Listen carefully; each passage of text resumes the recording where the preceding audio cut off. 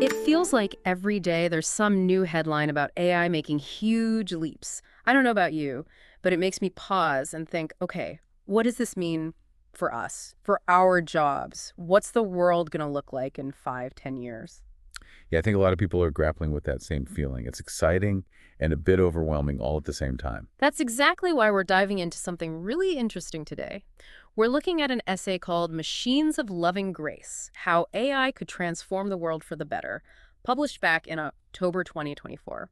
It's by Dario Amodei, who, as many of you know, is the CEO of Anthropic, the folks behind Claude AI. And not just that, he's a leading researcher in AI safety and was at OpenAI before Anthropic. So he's not just a tech CEO, he's deeply involved in thinking about how to make AI beneficial and safe. Right, so when he writes about the potential upsides of AI, it's worth paying attention. And this essay gets into the big things we hear about all the time: AI alignment, human AI collaboration, ethical AI development, stuff that will actually shape our future. Exactly. I mean, it's one thing to say, let's avoid the really bad outcomes, but we also need a positive vision, right? Something to aim for, to inspire us. And that's what Amadei is trying to do here. It's not about sci-fi fantasies. It's grounded, practical, and focused on what could realistically happen in the next decade or so. So the big question is, what does a positive future with powerful AI actually look like, according to Amadei? Let's find out. Where do we start? Well, he kicks off by talking about biology and health. He sees this as the area with the most direct potential for AI to improve our lives.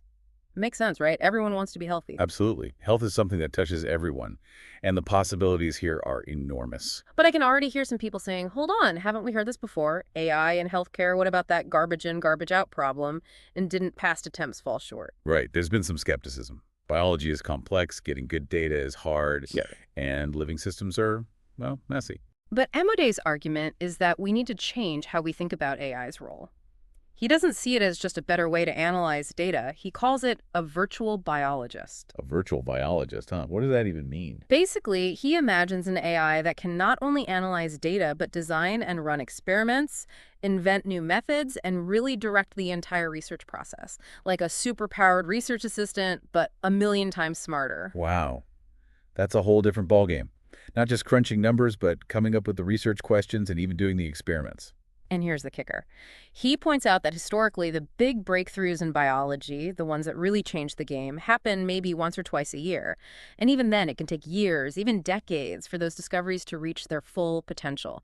Like CRISPR, mRNA vaccines, these things take time. So we're talking about really fundamental discoveries, the kind that lead to all sorts of new treatments and interventions.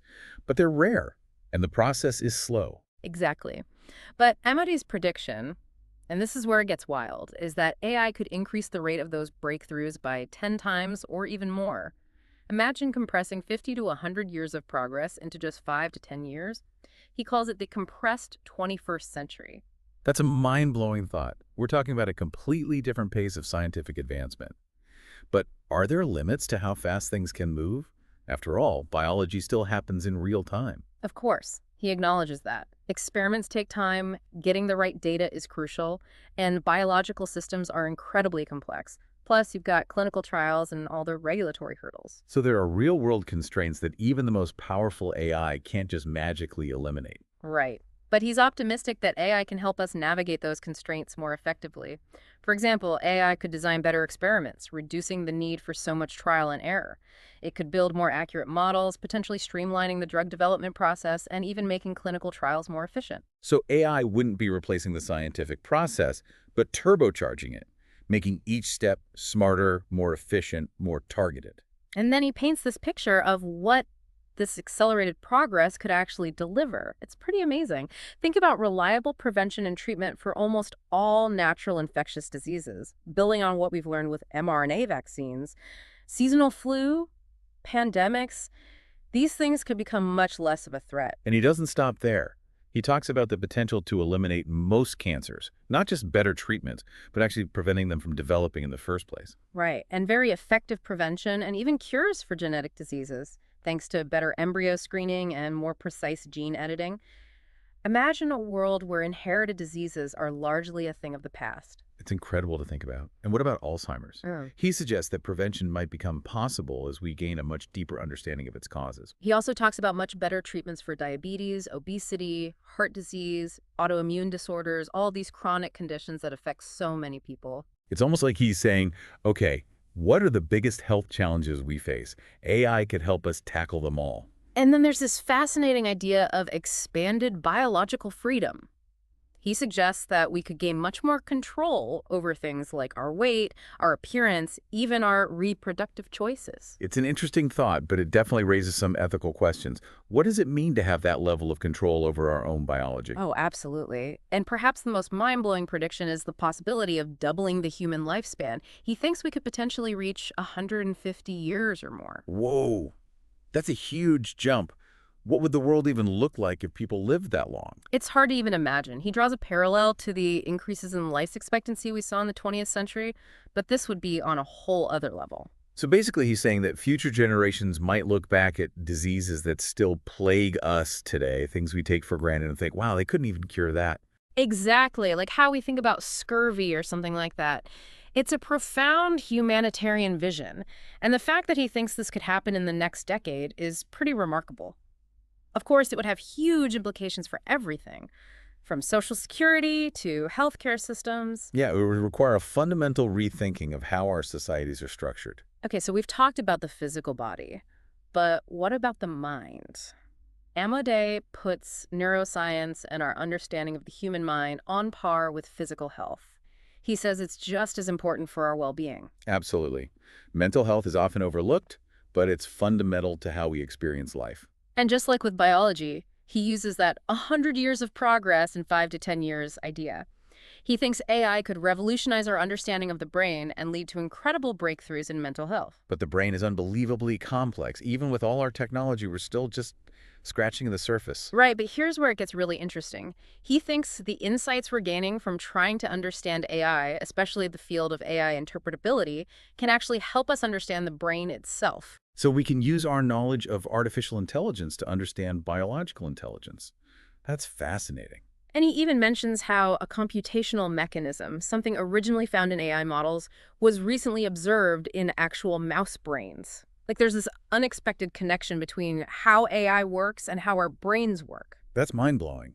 It suggests that there might be deeper principles governing both artificial and biological intelligence that we're only just beginning to grasp. He also talks about the scaling hypothesis from AI, the idea that training really large models on tons of data can lead to surprisingly intelligent behavior. He thinks the same principle might apply to the brain, that instead of getting lost in the details of individual neurons, we should focus on the overall goals and the underlying structure of the brain.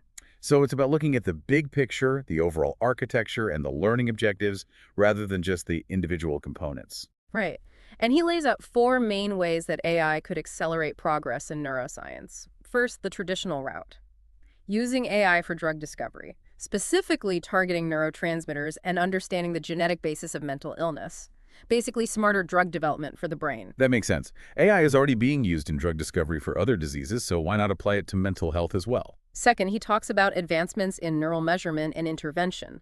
Things like optogenetics, better brain probes, even being able to record the activity of individual molecules within neurons, getting a much more detailed and precise understanding of how the brain works. So more powerful tools to observe and even manipulate brain activity, that could lead to incredible insights. Third, advanced computational neuroscience, using AI to build better models of the brain and understand how things like mental illnesses develop and progress. So AI models that can simulate the brain and help us understand what goes wrong in conditions like depression, schizophrenia, addiction. And fourth, using AI to develop and deliver more effective psychological therapies. Maybe even creating AI coaches that can provide personalized support and guidance for people's mental well-being. That's really interesting. Imagine having an AI therapist that can track your progress, give you feedback, and tailor the therapy to your specific needs. It could make mental health care much more accessible and effective. Okay, so what does he actually predict will happen in this area?